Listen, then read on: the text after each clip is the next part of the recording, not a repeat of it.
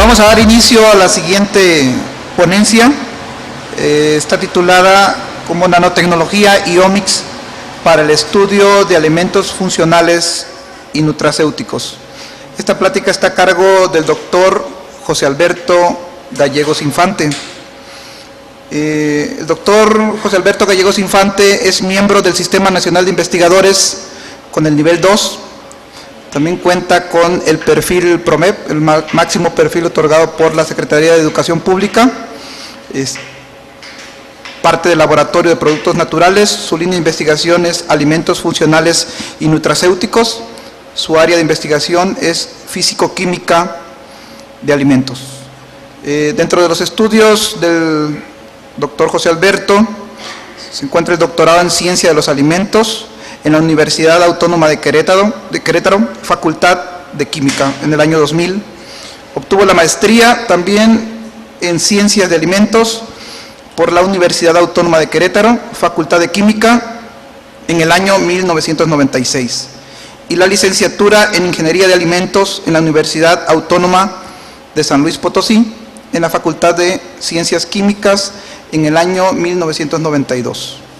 El doctor José Alberto ha realizado diversas estancias de investigación, dentro de las que podemos destacar en el Departamento de Ciencia de los Alimentos en la Universidad Udine, en Udine, Italia, en el año 2005 y 2007. En el grupo de biopolímeros en la Universidad de Tennessee, en Estados Unidos, en el año 2008. En el grupo de Ingeniería Biológica y Agricultura en la Universidad de Texas, en el año 2013, en el grupo de Calidad y Bioactividad de los Alimentos, en Murcia, España, en el año 2014. También ha recibido diversos premios, dentro de los cuales, para no leer la lista así larga, voy a leer un par de ellos, que es el tercer lugar con Premio Francisco Estrada en Ciencia y Tecnología, por el Gobierno del Estado de San Luis Potosí en el año 1992. También es Premio Nacional de Ciencia y Tecnología de Alimentos en la categoría profesional, otorgado a través del CONACYT y Coca-Cola en el año 1995. Se ha desempeñado también como evaluador de posgrado, a través del CONACYT, evaluador de proyectos científicos, miembro de la Junta Directiva del Consejo de Ciencia y Tecnología del Estado de Durango, miembro del Comité Editorial de la revista Ciencia de la Universidad de la UAT Autónoma de Tamaulipas. Cuenta con diversas publicaciones, alrededor de 70 publicaciones con arbitraje estricto, 14 capítulos de libros, 2 libros editados, 32 proyectos de investigación financiados, y dentro de la formación de estudiantes tiene 7 tesis doctorales, 25 maestros en ciencias y 5 tesis de licenciatura. Le damos la bienvenida al doctor José Alberto Gallegos Infante.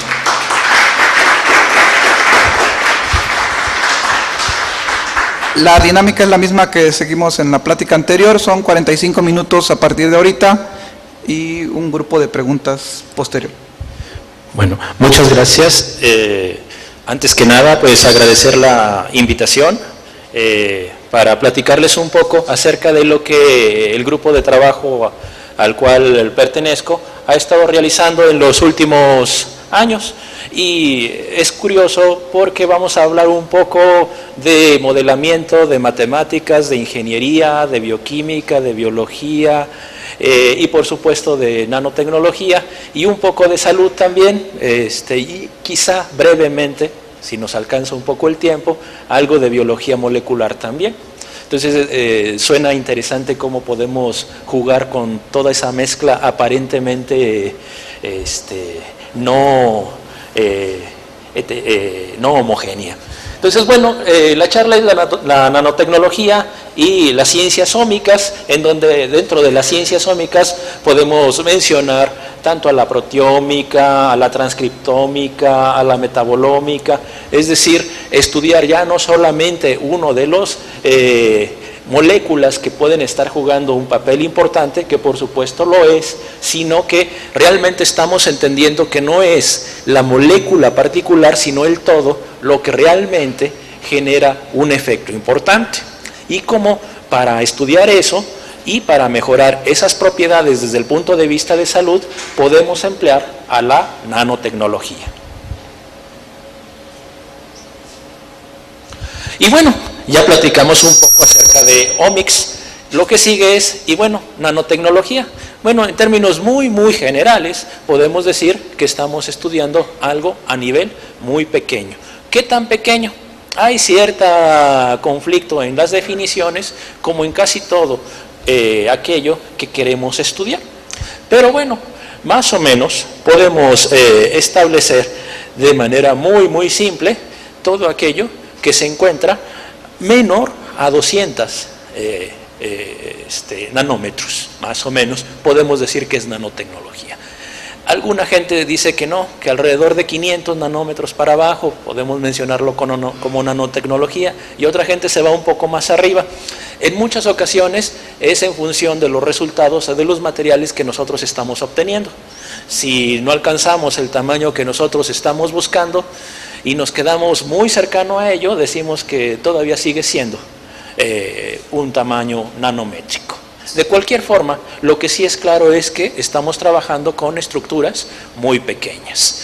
Cuando trabajamos con estructuras muy pequeñas, hay que tener en cuenta varias cosas. Una de ellas es que algunas propiedades de la materia comienzan a presentar ciertas diferencias con respecto a lo que nosotros hemos estudiado de manera tradicional. ¿Cuál es la razón? No es que sea magia, por supuesto que no. Simple y sencillamente que ustedes llevan o han estudiado, creo que aquí hay una buena cantidad de físicos, saben que no es lo mismo estudiar o la física para partículas muy pequeñas o sistemas muy grandes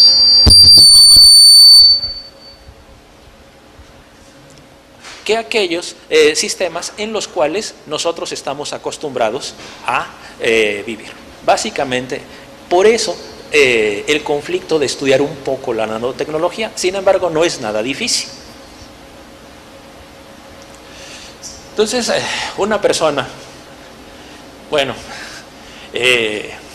mi familia política fue por eso, dice que una persona mide alrededor de 2 metros, ahí depende, ellos dicen eso, bueno, está bien. Una hormiga aproximadamente 1 centímetro, una célula 20 micrómetros, un nanómetro cúbico aproximadamente 258 átomos de carbono. Entonces, de esa magnitud nosotros estamos hablando, y sobre ese tamaño nosotros queremos fabricar cosas. Sin embargo, la pregunta aquí es, ¿por qué queremos fabricar eso? ¿Solamente por querer hacer algo muy pequeñito? ¿Solamente por alimentar el ego de decir, sí pude hacer algo más pequeño que otra persona? En realidad no. En realidad hay algunas cosas importantes que fundamentan el tratar de utilizar estructuras más pequeñas. Una de ellas, y que lo vamos a ver a lo largo de esta charla, tiene que ver con incrementar algo muy importante con respecto a moléculas bioactivas, y es que muchas moléculas en laboratorio presentan propiedades muy interesantes contra una gran cantidad de problemas o de enfermedades crónico-degenerativas. El problema es que muchas de esas moléculas no se aprovechan, ya cuando nosotros lo probamos in vivo. ¿Dónde se encuentra el problema? El problema lo podemos encontrar a diferentes órdenes, pero fundamentalmente lo podemos relacionar con 3 grandes aspectos. 1, ¿qué tan biodisponible es? Puede ser muy bueno, pero si su biodisponibilidad es baja, tenemos un problema. Un ejemplo de ese tipo de compuestos lo podemos tener en algunos compuestos denominados o llamados polifenoles. Su potencial es muy bueno, son extraordinarios antioxidantes, buenos antiinflamatorios, pero para muchos de ellos su biodisponibilidad es muy baja. Eso por un lado. Por otro lado, también tenemos el problema de bioacceso. Muchos de estos compuestos nosotros los ingerimos en la dieta. El problema es que nosotros cuando consumimos la dieta, no estamos ingiriendo directamente el polifenol. El polifenol se encuentra en una matriz dietaria. ¿Qué les gusta? Puede ser una manzana, puede ser un mango, etcétera. Y no es lo mismo comer el mango entero, a comerlo en un puré, a comerlo cocinado, etcétera, etcétera, etcétera. Entonces, ahí también tenemos un problema. Y luego, finalmente, algo que también es importante es la bioefectividad. Esto es, puedo yo hacer un ensayo, un experimento, etcétera, etcétera, en el cual yo incremente el bioacceso de ese compuesto específico. Sí, sí lo puedo hacer. ¿Cómo lo podemos hacer? Bien fácil. Yo lo que hago, simple y sencillamente, disminuyo el tamaño de partícula y de esa manera incremento el bioacceso. Algo tan fácil como eso. La biodisponibilidad. Bueno, si yo tengo un compuesto, llamémoslo la quercetina, que es un compuesto altamente hidrofóbico, la biodisponibilidad oral es muy baja, aunque la biodisponibilidad a nivel celular es muy alta. Pues es bien fácil, simple y sencillamente lo dirijo directamente hacia ¿dónde? Hacia la célula, de tal manera que incremento su biodisponibilidad. ¿Y cómo puedo hacerlo? Muy fácil. Si a la quercetina le pongo una molécula de azúcar, le cambio sus características hidrofóbicas, lo vuelvo más hidrofílico y ya. Sí, pero cuando lo pruebo y veo su bioefectividad, me doy cuenta de que fue más biodisponible, fue más bioaccesible, pero su bioefectividad se me vino para abajo. Entonces tengo que diseñar un esquema en la cual sea más biodisponible, sea más bioaccesible, pero que su bioefectividad al menos se mantenga. Y de esa manera, entonces sí. ¿Y eso qué tiene que ver con la nanotecnología? Ya medio lo dejé entrever hace un momento. Lo que tiene que ver es que mientras más pequeño, y eso se conoce perfectamente, mientras más pequeña sea la molécula o el medio en el cual yo esté trabajando, la biodisponibilidad se va a incrementar y la bioaccesibilidad también se va a incrementar. Y esa es la razón por la cual comenzamos a trabajar con los aspectos nano. No dije que se incrementa la bioefectividad, los otros dos sí. La bioefectividad tiene que ver con otras cuestiones. Pero bueno, son 2 de 3. ¿Sí? Entonces, algunas de las aplicaciones que se han hecho en este campo, pues son dispositivos nanoelectrónicos, recubrimientos, catalizadores nanoestructurados, biosensores, biodetectores, y nosotros fuimos siguiendo mucho a la industria farmacéutica. Si bien nosotros trabajamos en un área de alimentos, la gente de farmacia nos lleva algo de ventaja, mucha ventaja. Y hay algunas razones de peso o de pesos por las cuales ocurre esto. Es muy sencillo. Los márgenes de ganancia en la industria de alimentos y los márgenes de ganancia en la industria farmacéutica son completamente diferentes. En la industria farmacéutica, los márgenes de ganancia son mucho mayores. Claro, la inversión para poder desarrollar un fármaco es también mucho mayor. En tanto que en la industria de alimentos, ahí lo que se hace es volumen. Las inversiones para desarrollar un nuevo producto desde el punto de vista alimentario son menores y los márgenes de ganancia también son menores. Pero bueno, nosotros podíamos utilizar algunas de las cosas que la gente de farmacia ha trabajado durante algún tiempo. Y ellos ya han trabajado mucho en los aspectos de nanotecnología. En el caso de los alimentos, ¿qué se ha hecho? Hay también, por supuesto, algunas cosas. De las más relevantes en el campo de los alimentos es justamente la industria de los empaques. ¿Qué nos gustaría de pronto consumir en un supermercado? Pues diversas cosas. Unas cosas importantes, por ejemplo, es un trozo de carne. ¿Qué esperamos de un trozo de carne? Que sea jugoso, que no presente malos aromas, que tenga una mayor vida de anaquel, etcétera. Todo eso lo podemos lograr mediante el desarrollo de algunos empaques inteligentes que me permiten estar jugando con todos aquellos compuestos que me pueden provocar que mi alimento se descomponga más rápidamente. Algunos de los ejemplos también que hay aquí pueden ser la granada. La granada es un producto muy interesante, tiene muchos compuestos que son muy buenos para la salud. Sin embargo, tenemos un problema con la granada. Ahorita es temporada de granada, pero de pronto, ¿qué hacemos cuando nosotros queremos consumir granada en enero, por ejemplo? O la importamos, ¿sí? Lo cual encarece los costos, y luego el tiempo que me va a durar ahí en mi casa también va a ser muy reducido. ¿Qué podríamos hacer? Por ejemplo, obtener los granos de granada, tener un procesamiento mínimo y que dichos granos de granada pudieran ser consumidos a lo largo del tiempo. Eso se puede hacer mediante este tipo de empaques. ¿Y esos empaques cómo los fabricamos? Muy fácil, con los materiales poliméricos tradicionales adicionados con algunos nanomateriales que pueden hacer el trabajo sucio. También vamos a ver algunos ejemplos. Y bueno, otra cosa que también es importante o que a nosotros nos ha interesado es la liberación no necesariamente controlada. En ocasiones funciona bien la liberación controlada. En ocasiones no queremos liberación controlada, depende del uso. Y por supuesto, de hacia dónde queremos utilizar estos materiales que presentan ciertas características importantes o de beneficio a la salud. En el caso de la liberación controlada, la gente o la tecnología farmacéutica está ampliamente desarrollada, pero se sigue trabajando en ella.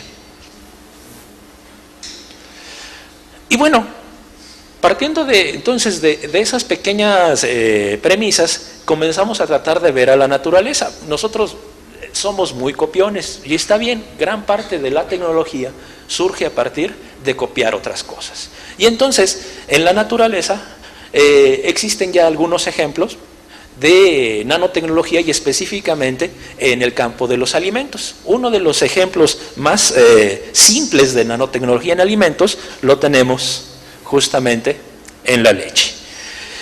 La leche, que aparentemente está ampliamente estudiada, sí, está ampliamente estudiada, se sigue estudiando, desconocemos todavía varias cosas de ella, conocemos mucho, pero también desconocemos algunos aspectos. De lo que conocemos, pues es su composición general, y de ahí nos llama la atención algo muy interesante que es a la caseína. ¿Qué tiene la caseína? Bueno, la caseína es un modelo, pero bueno, se supone que más o menos así, se encuentra en forma micelar. Y la caseína es muy interesante desde el punto de vista nanotecnológico y desde el punto de vista de alimento funcional, porque es un extraordinario vehículo para transportar minerales. Extraordinario vehículo.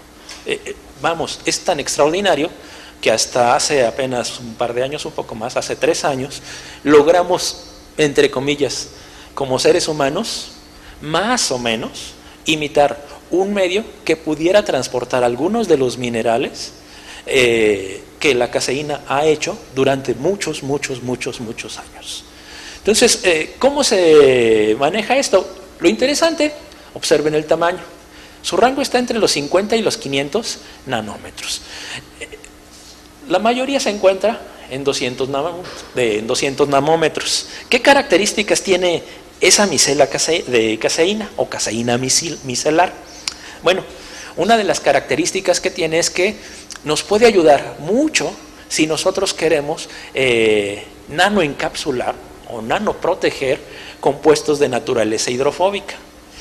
¿Cuáles de los compuestos de naturaleza hidrofóbica pueden ser interesantes? Muchos. Ya mencioné a la quercetina, pero no solamente la quercetina. Tenemos algunos otros. Por ejemplo, todas aquellas vitaminas liposolubles, por ejemplo, y algunos otros compuestos de naturaleza hidrofóbica que han sido tradicionalmente difíciles de ser protegidos. Entonces, la caseína pudiera ayudarnos. Sin embargo, se presentaron algunos problemas o se presentan algunos problemas como para poder utilizar la caseína. Y alguien podría preguntar, bueno, ¿y por qué caseína? Recuerden que hace un momento les dije los márgenes de ganancia de la industria alimentaria y los de la industria farmacéutica. Hay otros materiales ya bien desarrollados, también vamos a ver algunos en otros ejemplos, que pueden hacer lo mismo que la caseína. Sí, sí lo pueden hacer. El problema es el costo. La caseína no es tan costosa, más o menos, ¿sí? ¿Tenemos disponibilidad? Sí, sí tenemos disponibilidad. En esta zona de lagos es una cuenca lechera muy importante. Entonces, caseína, sí, sí hay caseína, por supuesto que la hay. Entonces, el problema es que esto que está aquí, en realidad es un modelo. A ciencia cierta todavía desconocemos mucho acerca de las características de ese modelo. Entonces, bueno, ahí está, lo mismo sigue siendo el modelo clásico. Entonces, lo que sí sabemos de la caseína es que esta se polimeriza, ¿sí? Y entonces, a partir de eso, la pregunta es, ok, tengo mi caseína, yo sé que dentro de esa micela de caseína yo puedo introducir moléculas de naturaleza hidrofóbica, eso sí lo sé.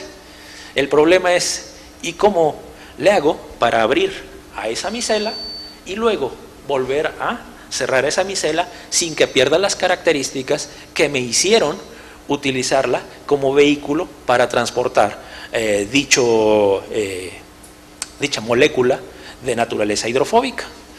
Y bueno, viendo algunas de las alternativas, decidimos trabajar con una que en ese año o en esos años tenía ciertas características interesantes. Trabajar con altas presiones. Entonces decidimos utilizar altas presiones y ver qué sucedía con la micela de caseína. Y sucedieron cosas interesantes con la micela de caseína. Entonces, ¿qué ocurría? Aquí estaba de manera inicial, y a medida que nosotros incrementábamos la presión, está en megapascales, lo que estaba ocurriendo, junto con un poco de temperatura, ¿qué era lo que pasaba? Simple y sencillamente estábamos abriendo la micela de caseína, lo cual no era nada novedoso. Eso era de esperarse, dadas las características de la caseína. Lo novedoso estaba acá. ¿Sí? ¿Qué era lo que logramos hacer? Lo que logramos hacer fue simple y sencillamente que cuando nosotros incrementábamos aún más la presión, ¿qué era lo que pasaba? Volvíamos a obtener la estructura, no era la misma, pero volvíamos a obtener la estructura de caseína micelar, pero con una ventaja, que lo que queríamos nosotros proteger ya estaba inmerso en la micela de caseína. Y entonces eso nos dio mucho gusto. Sin embargo, había un problema, y sigue siendo un problema. El problema es que, uno, esa tecnología finalmente no resuelve el problema. La caseína es barata, pero meter altas presiones no es barato, ¿sí? Entonces, pues desde el punto de vista de un experimento de laboratorio fue muy agradable, pero no era una solución viable desde el punto de vista del consumidor. Este es un ejemplo, sí se vende en Israel ese desarrollo, pero bueno, ahí lo hacen. Fuera de ahí no se vende.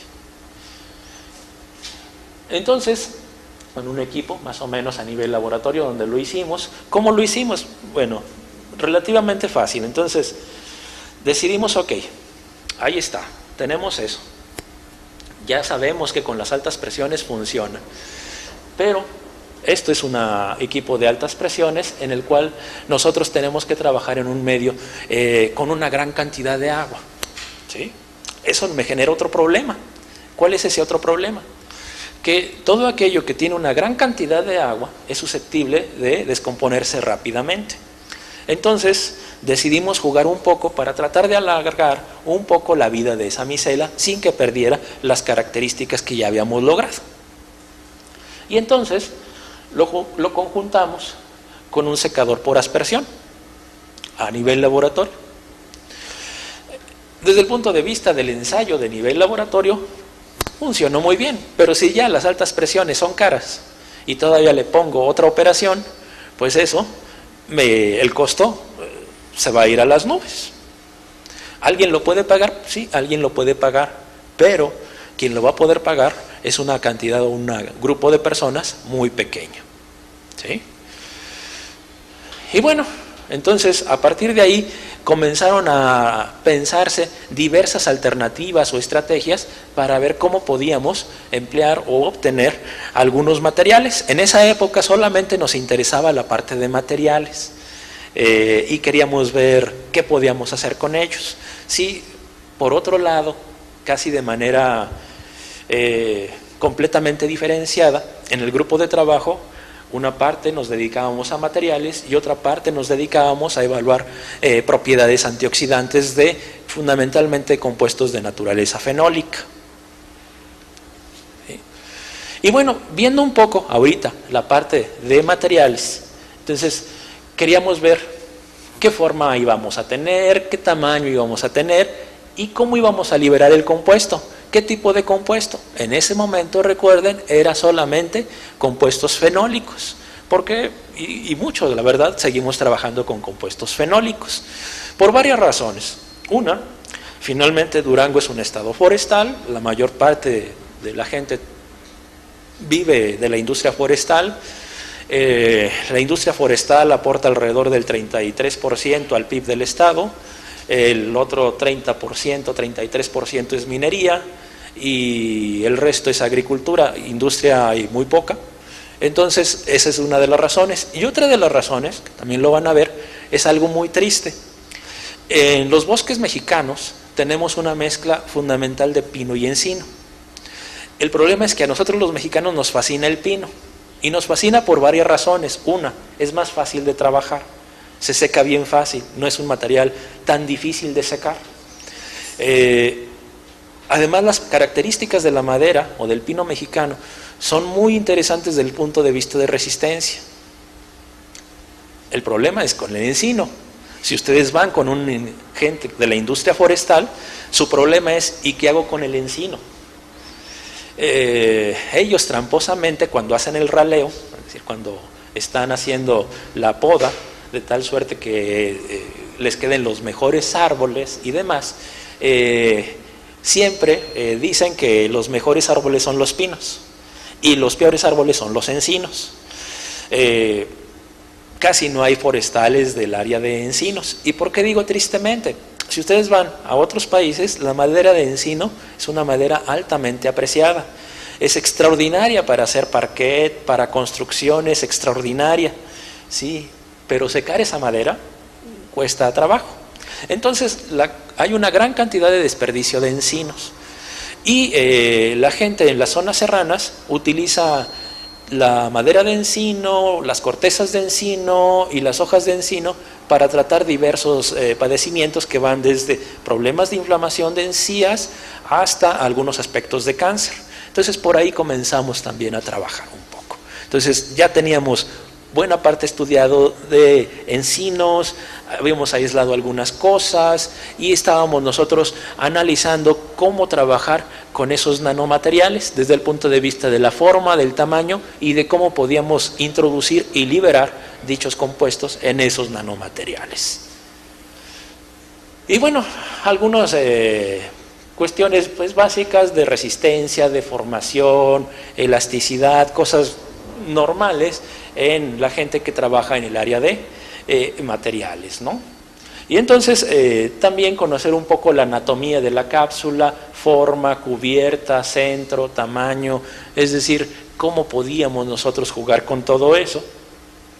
La fuerza, tener en cuenta que eso tenemos fuerzas que actúan en todas direcciones, todo eso es muy interesante. Algunos estudios reológicos, corte, cizalla, esfuerzo cortante, que nos pueden ayudar en cierta medida a estudiar cómo se está liberando un compuesto sin necesidad en algunas ocasiones, aunque siempre es muy útil y además lo tenemos que hacer para corroborar que efectivamente lo que dice la reología está ocurriendo. Tenemos además de la reología pues algunos estudios que se hacen con algunos equipos de espectrometría de masas para decir, ok, sí, lo que tenemos efectivamente se está liberando. Y entonces todo esto, de pronto comenzamos a tener algunos problemas. La razón es bien simple. Si nosotros agarramos de pronto una pelota de básquetbol y la arrojamos en un pequeño balde de agua, ¿qué va a ocurrir? Bueno, depende de la fuerza con la cual nosotros la arrojemos. Si la arrojamos de muy fuerte, con una gran fuerza, y el balde es muy pequeño y la cantidad de agua es muy elevada, pues entonces vamos a tener como resultado que vamos a saltar agua por todos lados. Si nosotros agarramos esa misma pelota y la arrojamos al Océano Pacífico, el Océano Pacífico seguramente ni por enterado se va a dar. ¿Sí? Ok. Entonces pasa lo mismo aquí. Entonces, dependiendo del tamaño, ¿qué es lo que podemos tener? Bueno, pues podemos tener, por supuesto, la fuerza hidrodinámica, pero también resulta que podemos tener movimiento browniano. Y entonces, esto comienza a generar ciertas dificultades, es decir, ¿qué fuerzas realmente van a estar ejerciendo mayor influencia a nivel de esa nanopartícula? ¿Las fuerzas tradicionales hidrodinámicas o bien las fuerzas brownianas? O en otras palabras, la difusión va a ser porque yo voy a poner mis nanocápsulas en esta botellita de agua y la voy a agitar. Ahí le estoy aplicando una gran cantidad de fuerza. O bien, la voy a dejar, coloco mis nanopartículas, no le voy a hacer absolutamente nada y de todos modos esas partículas van a comenzar a liberar a su compuesto. O bien, la mezcla de ambas. ¿Y eso por qué es importante? Muy fácil. Imaginen ustedes que están encapsulando, ya se hace, están encapsulando a la insulina. Okay.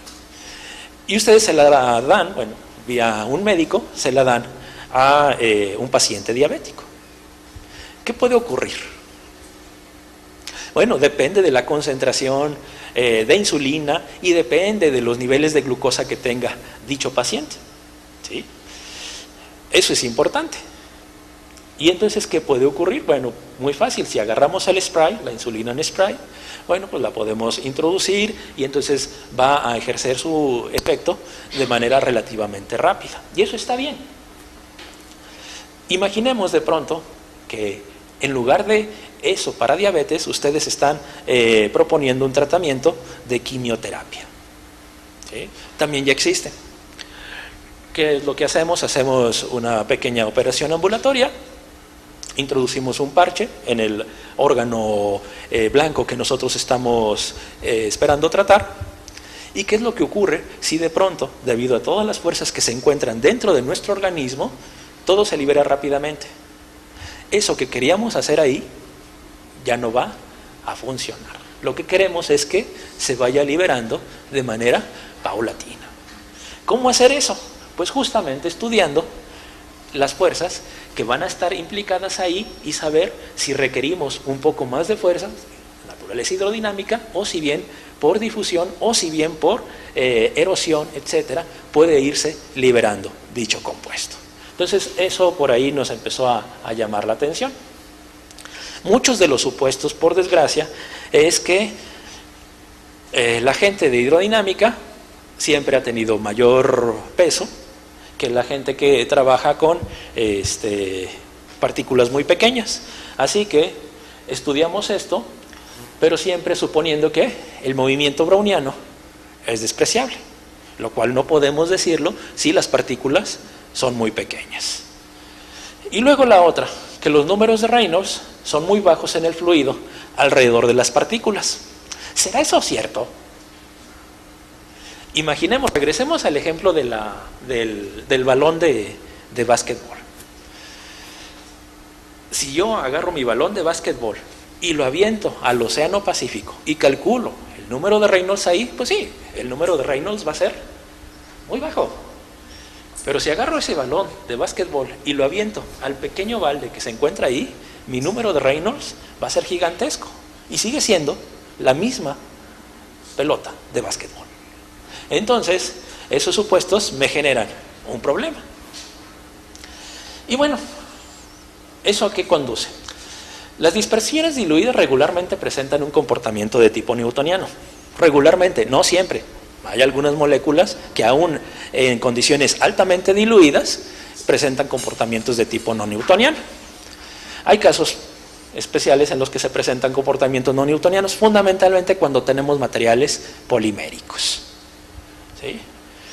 Entonces, el comportamiento no newtoniano de una dispersión, ¿cómo podemos hacer? Pues bueno, simple y sencillamente, lo que está ocurriendo es que eso me está generando una deformación y nosotros la podemos ver, entre comillas, ¿sí? O la podemos estudiar, como mediante algunos aspectos reológicos. Entonces, bajo este esquema, la verdad es que se nos complicaba. Y bueno, hace muchos años, cuando estudiaba en ciencias químicas, mis colegas ingenieros químicos tenían una frase que decía que cuando algo no lo entendían, recurrían a los números adimensionales. Y efectivamente ayuda bastante. No nos dice mucho acerca del fenómeno, pero nos resuelve el problema. Y entonces, buscando en esos números adimensionales para tratar de resolver el problema que teníamos con esas nanopartículas a las cuales nosotros habíamos obtenido mediante altas presiones y secado por aspersión, decidimos trabajar con el número de Peclet. Y el número de Peclet, en el caso de transferencia de calor, es altamente conocido. En el caso de transferencia de masa es menos conocido.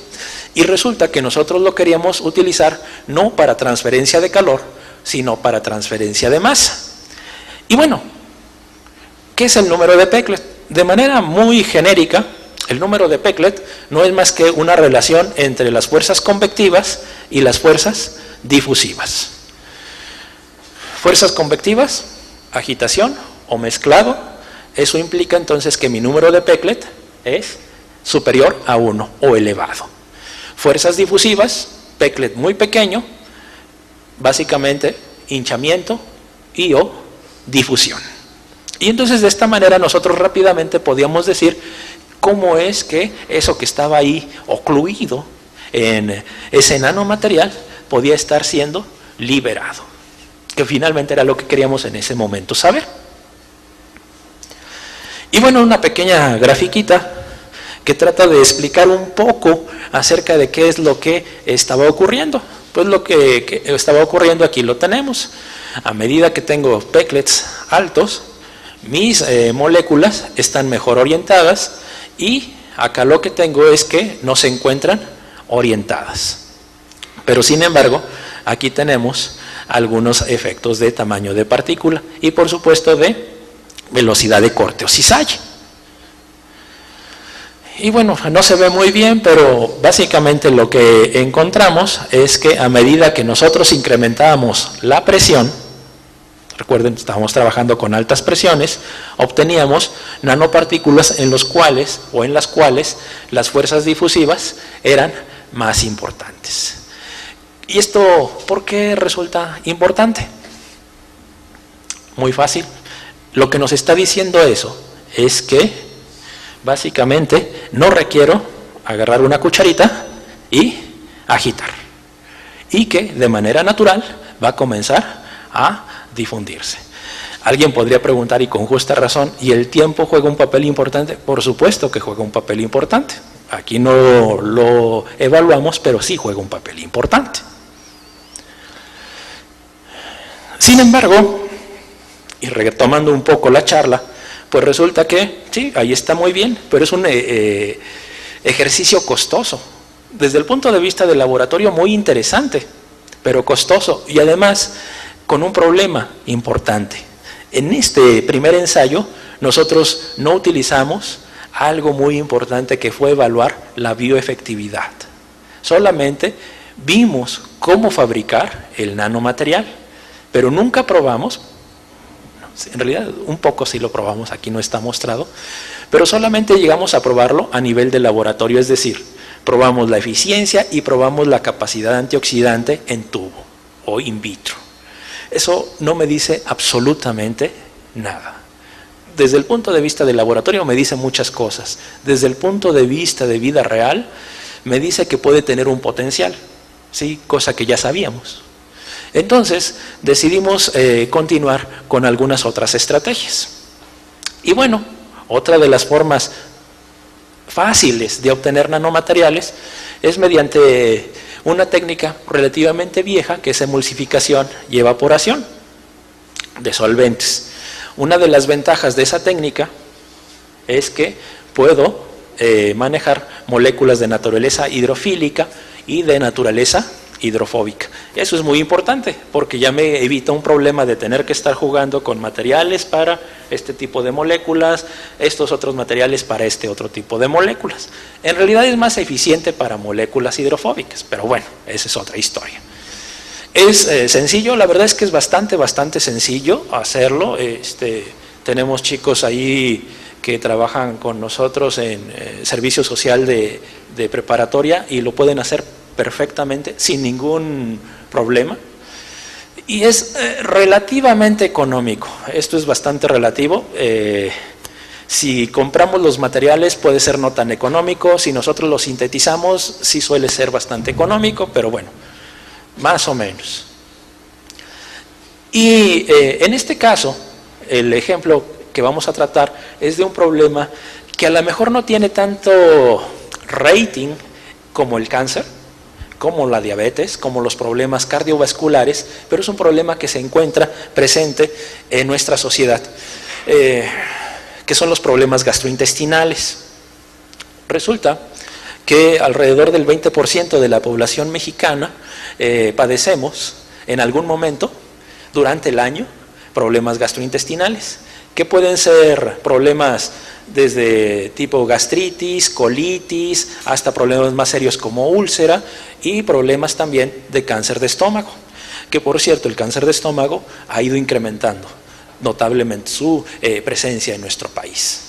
Y además, otra cosa importante es que, de acuerdo a las estadísticas de salud que tenemos, hay 3 estados críticos con respecto a problemas gastrointestinales. El número 1 es Nayarit, el número 2 es Tabasco y el número 3 es Durango. ¿Qué tienen en común estos 3 estados? Pues la verdad es que Tabasco y Nayarit un poco, pero Durango no mucho. Entonces, producción de chile es un Nayarit, si lo produce, Durango más o menos, Tabasco no tanto, pero bueno. Entonces, a partir de ahí decidimos trabajar esta pequeña afección. Y la pregunta es, ¿y por qué tenemos esos problemas? Bueno, hay varias razones. Una, por estrés, ¿sí? Muchos de los que estamos aquí seguramente hemos sufrido problemas de colitis nerviosa perfectamente, pero también hay algunos otros problemas. Si a algunos de nosotros nos gusta un poco tomar un poquito de más alcohol, pues también funciona eso. Y otro problema es, también oculto, la automedicación. ¿Qué es lo que hacemos cuando tenemos algún dolor, no de estómago, sino de cualquier otra cosa? Tomar algunos medicamentos cuyo nombre seguramente ahorita están recordando y que en términos genéricos son antiinflamatorios no esteroideos. El problema de esos antiinflamatorios no esteroideos es que son extraordinarios para disminuir la inflamación, pero resulta que no son específicos y ahí tenemos el problema. Bueno, y entonces nos dimos a la tarea de buscar algunos compuestos en la naturaleza que tuviesen características antiinflamatorias. Y por casualidad, bueno, le costó una tesis doctoral a un chico, encontró lupeol. El lupeol, hasta antes de ese estudio, la fuente tradicional, ¿cuál era? El mango, ahí lo encontrábamos. Sin embargo, las concentraciones que encontramos en una especie específica de encino, que es un quercus, básicamente triplicaban el contenido de lupeol presente en el mango. Entonces llamaba la atención y además, dada la alta concentración, su aislamiento, caracterización y purificación era relativamente sencillo. Y bueno, ahí está más o menos la biosíntesis, todo eso de dónde viene. Y bueno, esto de manera muy genérica es cómo fabricamos esas nanopartículas. Ahorita solamente con esto. Entonces, la primera estrategia fue ver esto, es decir, obtener unas nanopartículas, que es muy sencillo, simple y sencillamente disolver el polímero en un solvente orgánico, utilizar un agente surfactante, dependiendo de la naturaleza de lo que nosotros deseemos encapsular, ya sea lo podemos en la fase orgánica o en la fase líquida. Le metemos agitación, que esa puede ser regularmente muy alta, o bien utilizamos ultrasonido, y luego después retiramos el solvente y hacemos lavados para quitar el exceso de surfactante. Entonces esa es una forma relativamente fácil. Y ahí está lo que obtenemos. Son micrografías de microscopía electrónica de transmisión. Y bueno, básicamente de un lado tenemos lo que es el control y la otra la partícula cargada. La corona que se ve alrededor de esa partícula es los restos del agente surfactante, que en ese caso se utilizó polivinilalcohol. Y luego tratábamos de ver un poco los diámetros, y entonces veíamos, bueno, que estábamos alrededor de 300 nanómetros, y su índice de polidispersidad, es decir, si había chiquitas, grandotas y demás, ¿cómo andaba? Mientras su índice se acerque más a 0, pues es mejor, porque todas aparentemente tendrían el mismo tamaño, y a medida que se acerca a 1, pues tenemos mayor diversidad. Y entonces más o menos funcionaba. ¿Sí? Sí, funcionaba desde el punto de vista de ¿qué? De ciencia de materiales. Comenzamos a tener un problema con nuestros ensayos reológicos, porque los ensayos reológicos no nos mostraban nada. Todo aquello que habíamos visto decía que no tenía. Y eso nos generó un problema. Y entonces, para resolver ese problema, nos fuimos a ver si funcionaba. Y entonces tuvimos que plantear el experimento. Y entonces, más o menos recordando un poco la parte de biología celular, de cómo es que una célula puede ser alimentada y los diversos mecanismos de transporte que están ocurriendo, que pueden ser mediados por receptor, por acarreador, transporte paracelular o transporte transcelular, o bien transporte mediado por células M o por fagocitosis. ¿Sí? De alguna de esas formas tenía que estar funcionando. No sabíamos cuál, pero tenía que ser, si es que funcionaba, por supuesto. Y entonces, ¿cómo podemos hacerlo? Bueno, hay varias formas. Una, podemos agarrar a los animalitos del laboratorio. Sí, el problema es que los roedores, su sistema digestivo es altamente inflamado. Entonces ahí teníamos un problema. Y además, íbamos mucho a ciegas. Entonces, antes de llegar a los animales de laboratorio, podíamos trabajar con un poco de cultivo celular. Y entonces, ¿qué líneas celulares podíamos trabajar? Alguien podría decir, bueno, podemos trabajar con células de estómago, Cato, por ejemplo, o algunas de esas. Sí, el problema es que cuando las tenemos en un cultivo celular, muchos de los paquetes enzimáticos no son los mismos que en el organismo superior. Pero hay una que sí, que es Caco. Sí, nada más que las formas tradicionales de cultivo celular son unas plaquitas que están tratadas y en donde se forma la monocapa y las células quedan ahí fijadas. Y ahí tenemos un problema. Sin embargo, hay unas placas que se diferencian un poco y que nos permiten tener zonas que llamadas apicales y zonas vasolaterales, y que además todo el paquete enzimático y las microvellosidades comienzan a formarse. Entonces decidimos utilizar este experimento para probar nuestras nanopartículas. Entonces las cacos se diferencian espontáneamente en enterocitos, se convierten en células polarizadas, es decir, desarrollan el lado apical y el vasolateral, y expresan muchas enzimas del borde en cepillo, algunas isoenzimas del citocromo P y enzimas de fase 2 como la glutatión S-transferasa y la sulfotransferasa. ¿Sí? Y bueno, la gente que trabaja con cultivo celular pues sabe que estos son de los ensayos primarios que hay que hacer, es decir, el número de generación, tiempo de duplicación, etcétera, para efectivamente probar que el experimento estaba siendo llevado de manera apropiada. Y después hicimos un ensayo de MTT, así se llama el ensayo. ¿Para qué? Para determinar la actividad enzimática mitocondrial. Previo a esto tuvimos que establecer las concentraciones a las cuales nosotros no queríamos matar a la célula, queríamos dañarla, solamente que sobreexpresara esos factores de inflamación.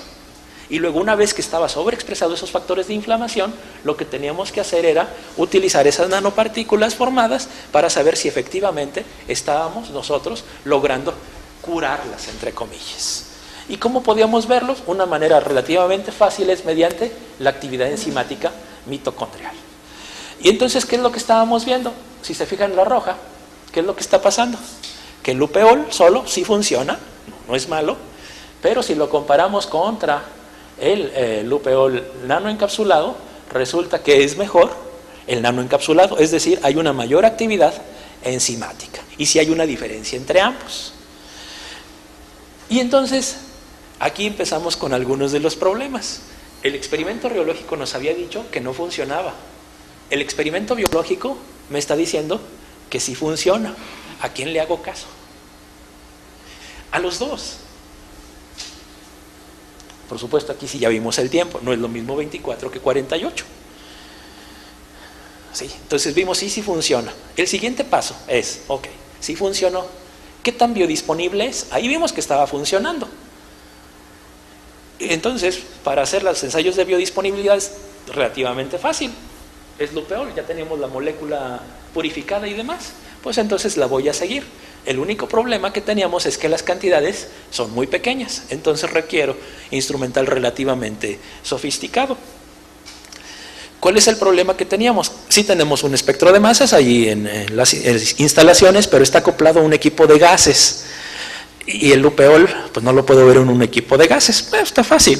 Lo que hacemos es derivatizamos a ese compuesto y ya obtenemos los derivados. Y eso sí los puedo ver por gases masas. La forma más fácil era verlo por líquidos masas, pero bueno, no lo teníamos. Entonces había que resolver el problema. Entonces aquí lo tenemos. Y este no es un espectro, este es un cromatograma de HPLC, solamente para ver el tiempo de retención del lupeol. Entonces ahí lo teníamos ya listo. Y bueno, comenzamos a ver qué era lo que estaba pasando. Y ahí que tenemos nuestro control, la cápsula y el lupeol. ¿Y qué veíamos? Pues obviamente, cuando le metemos lupeol solito, pues sí, aparece un pico gigantesco, ¿sí? En la zona apical y en la zona vasolateral no había nada. ¿Qué nos está diciendo eso? Bueno, simple y sencillamente que no estaba pasando nada. ¿Esto a cuántas horas fue? A las 4 horas. Le subimos un poco, 8 horas. ¿Y qué comienza a verse? Comienza a verse, ahora sí, ¿qué cosa? Que el lupeol, cuando lo tengo aquí, comienza a aparecer, pero muy, en cantidades muy pequeñas. Es decir, sí está siendo introducido, ¿a dónde? A la célula. Y bueno, después de eso hicimos algunos western para tratar de ver qué estaba pasando, y en términos así muy generales, vimos que son 63% más efectivas las nanopartículas cargadas con lupeol en disminuir la expresión de NF-κB y 52% más efectivas en disminuir la expresión de TNF-alfa. Esto ya no tanto. Nada más para terminar este experimento, lo demás no es tan relevante. Después de esto hicimos algunos bancos sustractivos para tratar de identificar algunos de los genes que pudieran estar relacionados. En eso va uno de los chicos de doctorado que tenemos, y ya hemos identificado algunos que efectivamente están asociados hacia algunos marcadores de inflamación. Y bueno, esto es un poco la parte de el modelamiento para tratar de especificar cómo es que ese compuesto está siendo liberado y cosas de ese tipo, un poco más de modelamiento, y las características del experimento generales y los resultados finales, ¿no? Y bueno, nada más esto último, ya brevemente, es la gente de materiales seguía insistiendo que la parte radiológica era muy importante. Ok, dimos gusto a esa parte y modificamos y funcionalizamos esas nanopartículas, metiéndole ¿qué? Metiéndole un azúcar al lupeol. Y bueno, los resultados aquí están. Básicamente, en estas gráficos, lo que estamos viendo es que sí, efectivamente, al momento de meterle un azúcar, nosotros teníamos mejores resultados en cuanto a resistencia de esas partículas. Sí, y bueno, igual, lo mismo. Y bueno, es el grupo de trabajo que nos auxilia, tanto la parte de biología celular, biología molecular, la parte química y un servidor. Y bueno, si tienen alguna pregunta, muchas gracias.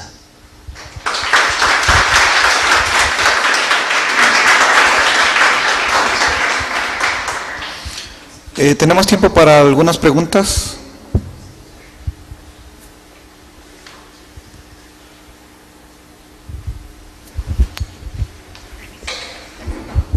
Hola, buenas tardes. Disculpe, habla mucho de la bioefectividad de las nanopartículas, sin embargo, no sé si dentro de esta bioefectividad usted ha considerado la afinidad y la avidez. ¿Sí? Ok.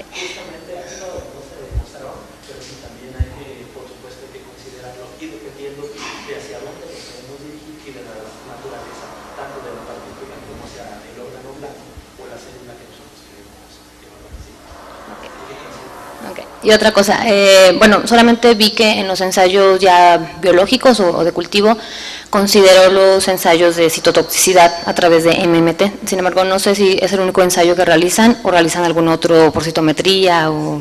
Citometría de flujo, este es el más sencillo, el más económico, el más rápido de hacer, pero sí, no, digamos que es el primero que se requiere hacer antes de ir a otros un poco más sofisticados.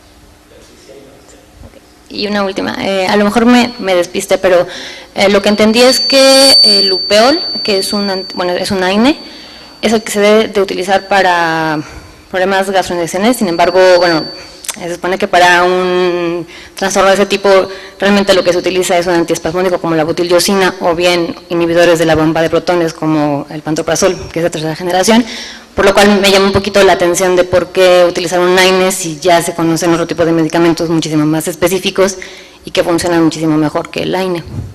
Por una razón muy interesante, a diferencia de los AINEs tradicionales, el upeol sí es específico, entonces es selectivo para la COX-1. La COX-1, una es constitutiva y otra es inducible. Y el problema es justamente cuando la inducible, diversos factores, comienza a sobreexpresarse y la constitutiva, que finalmente ayuda a la regeneración de la mucosa gástrica, la disminuimos y al disminuirla comienzan a surgir esos problemas. El upeol, curiosamente, es un AINE que es exactamente específico, a diferencia de los otros. Y otra cosa importante, no solamente tiene características de antiinflamatorio, también tiene características antioxidantes, ligeritas, pero también las tiene. Por eso. Muchas gracias. ¿Alguna pregunta más?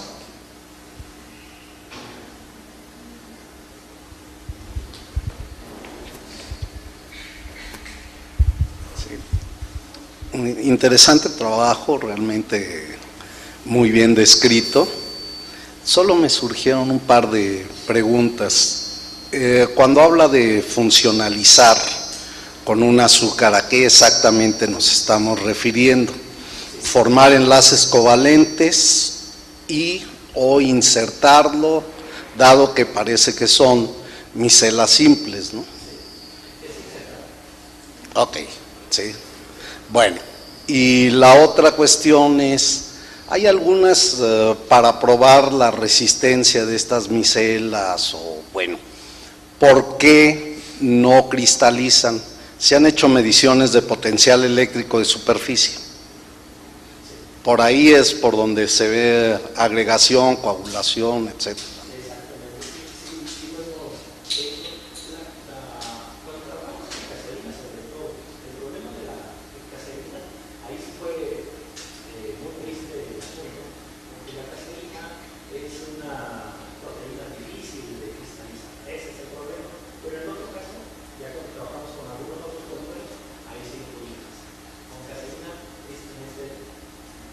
Pues lo que sucede es de que en caso de que cristalizara, trataríamos de un sólido de carácter molecular.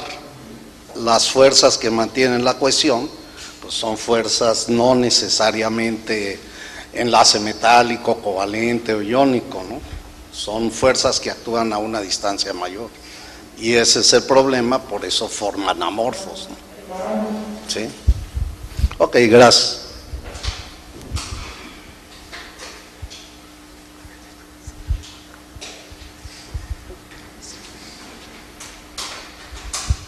Hola, buenas tardes. Va relacionado con esta parte que mencionaste de cambiar, usar un azúcar para cambiar la morfología.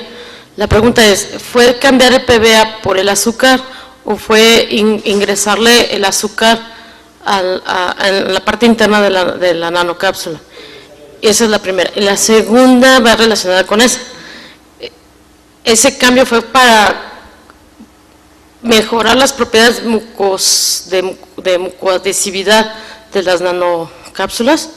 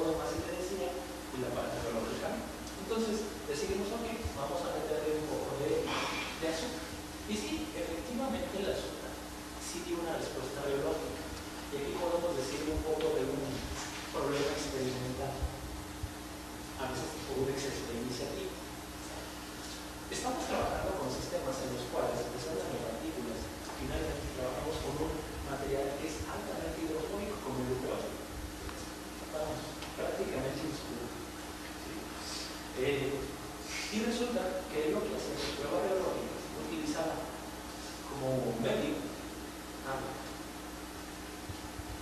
Por supuesto, si recordamos nuestros cursos básicos de biología, eso no se debe de hacer. No se debe de hacer. Entonces, él tratando de ver con el medio agua, con una respuesta biológica, le metió un azúcar. Obviamente, cuando le metemos un azúcar, ¿qué es lo que va a ocurrir? Va a haber una mejor solubilidad.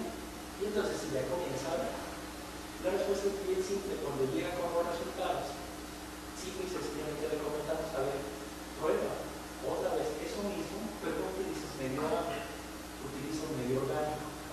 Y sorpresa. En el medio orgánico, sin funcionalizar, veía la respuesta. Entonces, ahí es donde tenemos que ser cuidadosos con el experimento que nosotros estamos llevando a cabo para mostrar las cosas. Vamos a ser bien simples. Si todo nos estaba diciendo que sí, efectivamente, había una respuesta y una de las estrategias experimentales de varias que fueron utilizadas nos dice que no, entonces quizá debamos de, debe ser lo contrario, pero quizá debamos de examinar con más detalle esa estrategia experimental antes de pensar que el resto está mal y esa estrategia que es la que a mí me gusta es la que está bien.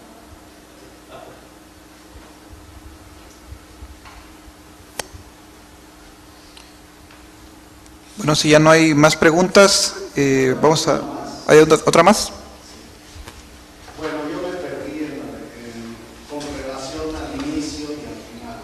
¿Cuál fue la solución que se logró en cuanto a empaques de alimentos o censado, en fin?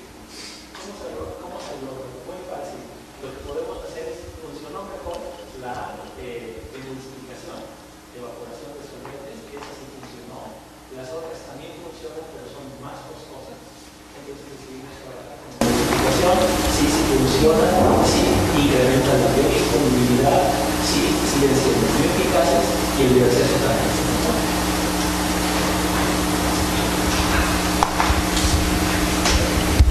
¿Alguien más?